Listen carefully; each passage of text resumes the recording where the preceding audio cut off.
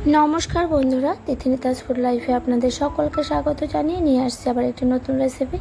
আজকের রেসিপি হলো, আজ আমি বানিয়ে দেখাবো গিথু মাছের কচুরলতি দিয়ে ঝাল। তো প্রথমে যেটা করব, আমি গিথু মাছ নিয়ে নিচ্ছি, সাথে রয়েছে কয়েকটা অন্য রকমের মাছ। সেটা কী মাছ আমি ঠিক নামটা বলতে পারছি না, আপনারা কমেন্ট করে জানাবেন।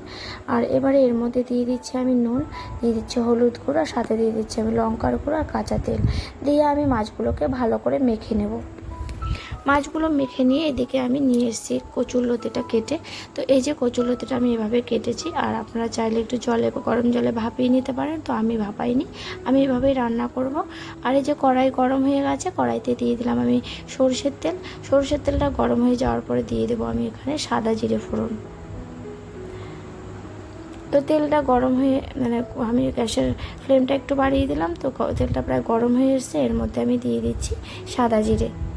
তো সাদা জিরে দিয়ে দেওয়ার পরে দিয়ে দেবো আমি কুচিয়ে রাখা পেঁয়াজ আর হলো রসুন।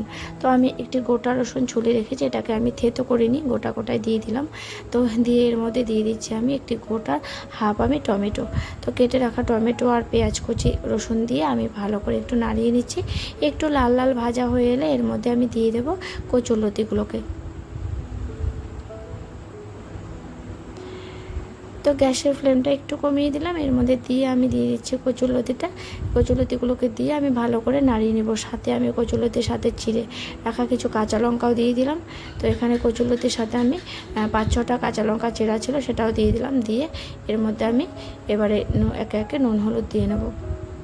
তো প্রথমে দিয়ে দিচ্ছি আমি স্বাদ মতো নুন। তো নুনের পরিমাণটা আমি একটু কম দিলাম, কারণ যেহেতু মাছে আমি নুনটা অনেকটাই দিয়েছিলাম, তো সেই জন্য আমি বুঝে শুনে নুনটা দিয়ে দিলাম পরিমাণ মতো হলুদ গুঁড়ো, আর দিয়ে দিচ্ছি এখানে জিরে গুঁড়ো। তো সবগুলো মশলা দিয়ে দেওয়ার পরে এখানে সামান্য জল দিয়ে দিচ্ছি। যেহেতু গুঁড়ো মশলায় রান্না করছি, তো সেই জন্য আমি জল দিয়েই একটু কষিয়ে নিই। আর আমি আগের রেসিপিতেও আপনাদেরকে বলেছি, আমি যদি গুঁড়ো মশলা দিয়ে রান্না করি তাহলে আমি জল দিয়েই কষিয়ে নিই, কারণ না হলে কী হয়, মশলাটা পুড়ে যায়, আর সেক্ষেত্রে রান্না খেতে ভীষণই তেতো হয়ে যায়। তো যাই হোক, এই যে আমি জল দিয়ে একটু নাড়িয়ে নিলাম, নিয়ে এবার একটু মাছগুলো দিয়ে দেবো।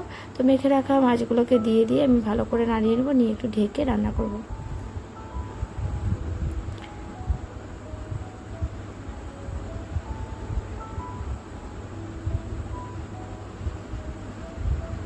খুব আলতোভাবে নাড়তে হবে, যে না হলে মাছগুলো ভেঙে যাবে।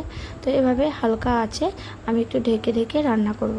আর এটা হালকা আছে রান্না করতে হবে, কারণ না হলে একদমই পুড়ে গেলে মাছগুলো বেশ ভেঙে যাবে। তো সেই জন্য হালকা আঁচ দিয়েই এটাকে উল্টে পাল্টে রান্না করতে হবে। তো বারে বারে একটু করে নাড়াতে হবে। তো এবার নাড়িয়ে নিলাম, নিয়ে একটু ঢেকে দেবো। তো 3 থেকে 4 মিনিট আমি ঢেকে রান্না করব। তো ঢাকাটা তুলে নিলাম, নিয়ে আর একটু সময় নাড়িয়ে দেবো। তো ওই সাইডটা উল্টো সাইডটা খুব সুন্দরভাবে লাল লাল করে ভাজা হয়ে গেছে।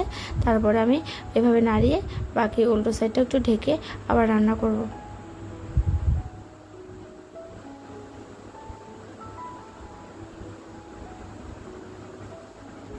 তো এবারে এখানে একটু জল দিয়ে দেবো, দিয়ে ঢেকে দেবো।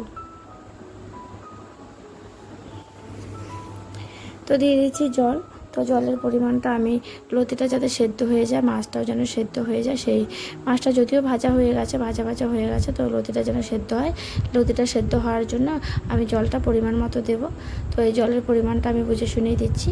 তো লতিটা সেদ্ধ হতে যতটা জল লাগবে ততটাই আমি এখানে জল দিয়ে দিলাম। দিয়ে এবার আমি ঢেকে রান্না করব 5 থেকে 7 মিনিট।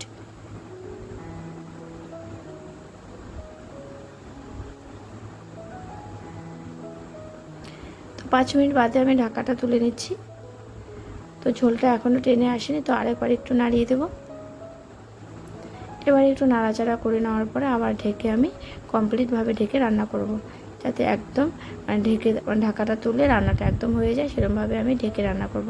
তো এখানে আরও সময় লাগবে প্রায় 3 থেকে 4 মিনিট। তো এই যে 3 মিনিট বাদে আমি ঢাকা তুলে নিলাম, নিয়ে একদম এই যে এই শুকনো হয়ে গেল, ঝোলটা একদম টেনে নিয়েছে আর একদম শুকিয়ে গেছে রান্না। তো এবার আমি নামিয়ে নেব, একদম কমপ্লিট হয়ে গেছে রান্না। চাইলে আপনারা ধনেপাতা কুচিটা ছড়িয়ে দিতে পারেন, যেহেতু আমার কাছে নেই তো আমি সেক্ষেত্রে ধনেপাতা কুচিটা দিইনি। আর এই যে একদম কমপ্লিট হয়ে গেছে। রেসিপিটি কেমন লাগলো অবশ্যই কমেন্ট করে জানাবেন, আর একটু লাইক করবেন, শেয়ার করবেন। আর আমার চ্যানেলটি যারা এখনও সাবস্ক্রাইব করেনি তাদের বলবো আমার চ্যানেলটিকে সাবস্ক্রাইব করে আমার পাশে থাকবেন। আমার চ্যানেলে নিত্য নতুন রেসিপি পেতে অবশ্যই আমার চ্যানেলের পাশে থাকা বেল আইকন প্রেস করবেন, তাহলে আমার চ্যানেলে নিত্য নতুন রেসিপি পেয়ে যাবেন। তো সবাই সুস্থ থাকবেন, ভালো থাকবেন। আর আমার আজকে ভীষণই অসুবিধা হয়েছে আপনাদের এই রেসিপির ভয়েস দিতে, তো গলাটা ভীষণই খারাপ হয়ে গেছে কারণ অনেকটা ঠান্ডা লেগেছে, তো একটু আপনারা মানিয়ে নেবেন। তো সবাই সুস্থ থাকবেন, ভালো থাকবেন। Thanks for watching, tata.